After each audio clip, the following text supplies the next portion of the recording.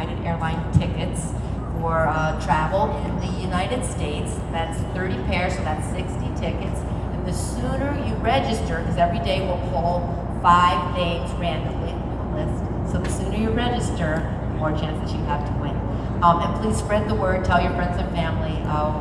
Volunteering at the start is the most amazing thing, because it's the one time that we have all 50,000 plus runners in one place at one time. It's very, very exciting. So again, thanks so much, and here's Connor. Thanks, Mary.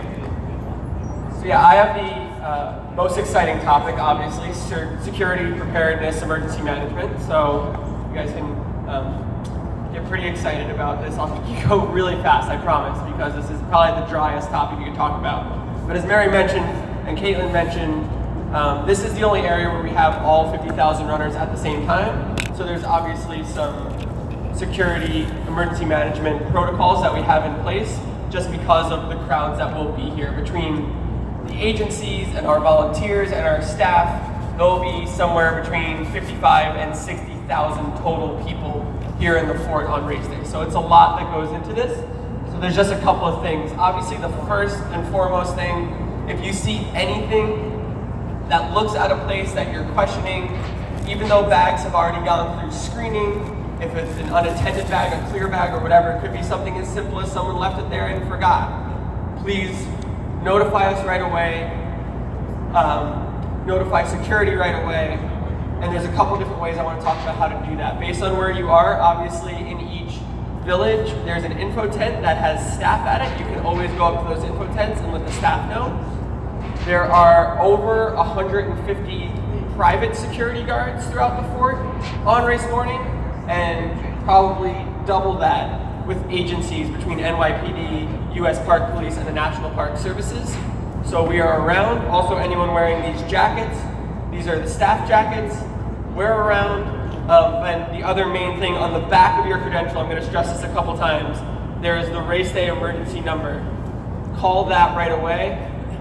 We have that dispatches both. We have a smaller start operations center here on the fort, and then we also have our larger command in Central Park, and they are in communication on a live teleconference the entire morning. So anything at all, please call that number. Please alert staff, please alert security as soon as you see it. Nothing is too small, even if it is nothing at all and someone ran into a porta potty and left their bag out front and you called it in. We appreciate any help you guys can give. We're gonna have about 1,000 volunteers here, so that's 1,000 more sets of eyes that we have out there to help us see anything that could potentially be out of place or going wrong. So please utilize that number on the back of your credential. Put it in your phone as soon as you get your credential on race morning, so you just have it and it's there, you don't have to type it in. Anything that comes up at all, even if it's something where you would usually call 911, call that number, because we have dedicated resources where if you go through 911 and it goes through their regular dispatch, it would actually take a little bit longer. We have dedicated resources to the marathon on standby in our start op center. They can get us help much faster. So anything at all, that number on the back of your credential is by far the best resource you guys have all morning. I know Caitlin touched a little bit on medical tents. The main medical tent is gonna be right, you guys probably, if you walked in or if you parked, it's gonna be right on the grass, kind of where you walked in on the opposite side of this field. Anyone that does need medical care would go into that tent. If it's something as simple as Band-Aids, Vaseline, that's the majority of what we see here at the fort for the race, obviously. It's very preventative care. We do have the first aid stations in each village, so you can direct runners there that ask for a Band-Aid or Vaseline or something very simple. Each of the villages have a small first aid station. If there is a bigger issue than that, the medical tent would be where to send them, or if they need to, we do have some runners with us that are diabetic and need to drop off insulin that we can then transport to the finish for them. That is all based out of our main medical tent here on the open zone field. You can direct them right to this grass, and it is a big tent, then we'll be able to see it. So first aid stations in each village, main medical tent here in the open centralized location. If you're in one of the villages and somebody requires immediate medical attention, same thing, call that number on the back of your credential. we do have ambulances around. The main medical tent has the doctor. They can dispatch from there and get you much faster to the villages. Caitlin also touched on our sound system, and and the jumbotrons. We do have 10 live announcers in the fort, and then we have 3 jumbotrons, 1 in each village, that is getting out messaging. So in the case of an emergency, a weather-based emergency, or whatever it might be, we have override systems to put in place emergency messaging that you guys will then be able to hear, and then we would switch all of our announcers onto a contingency script where they would then be messaging depending on whatever the issue might be. If there was a weather-based, basically the biggest thing that we would worry about is obviously lightning, and we would have to delay the race. There's different protocols that we have, ways that we can evacuate people or hold in place depending on the scenario. So we would just ask for your guys' kind of help and patience with that. It will be very difficult, especially if it's at a point in the day where all 50,000 runners are here. If it happened at like that 8, 9 o'clock hour, as the races are just about to start and the majority of runners are here, it will be a little bit hectic. So trying to keep people calm, waiting to hear what the messaging is coming off of the announcers or the jumbotrons, and then helping with whatever that messaging is, kind of guiding people wherever then we're sending them, or if we're holding them in place if it's a delay. We would just appreciate any help you guys are willing to give. Obviously we have plans in place and we hope that we never have to use them, but any help that you guys can give in the event of an emergency, we certainly appreciate. The first thing obviously is your safety. Never put yourself in harm's way, even if there are still runners, and we let the staff handle that, let the agencies and NYPD and Park Police handle that. Take care of yourselves first and foremost, and any help after that that you're able to lend to our runners, we certainly appreciate. We also have, the last thing I'll just say, in order to get out, we have a system called Send Word Now, and we would have all of our volunteers and runners' information plugged into that, where we can send out mass messaging. We would only use it in an extreme emergency. So just so you're aware, we do have systems of contacting everybody, even if it was after the race had started or whatever it might be. So we do have a lot, we put a lot of work into our emergency management, again, with the hope that we never have to use it. So again, thank you all so much for coming out here. If you have any questions about any kind of safety, security type things, we'll be here before we go out on the tour, or afterwards. We'll be back here for any more questions you can certainly ask.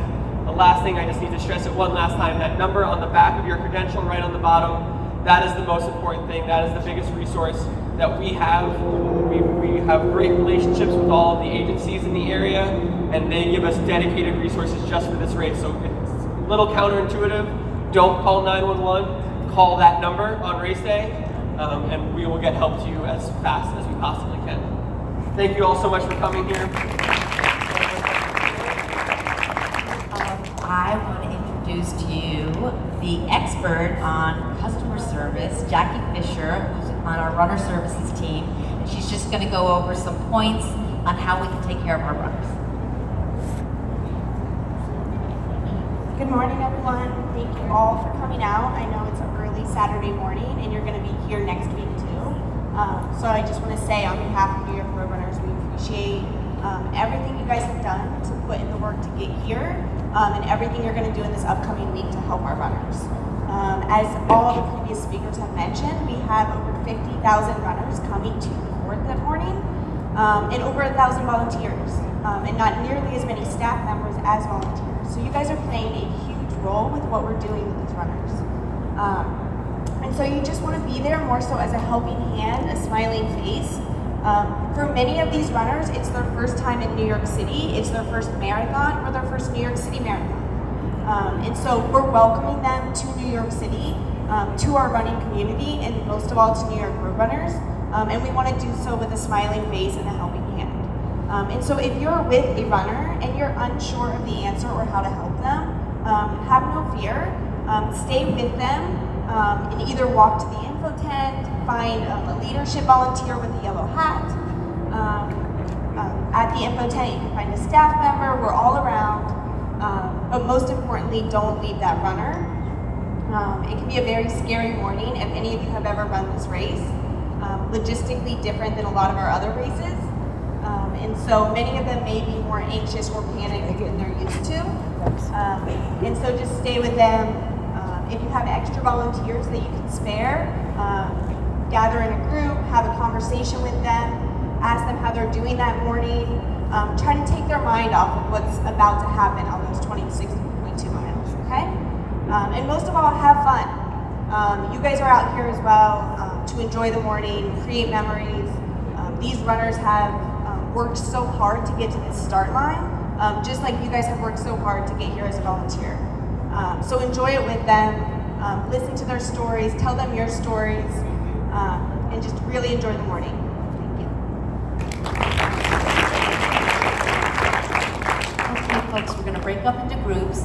Corral marshals are going to stay right in here to meet Joanne Navarra around these tables.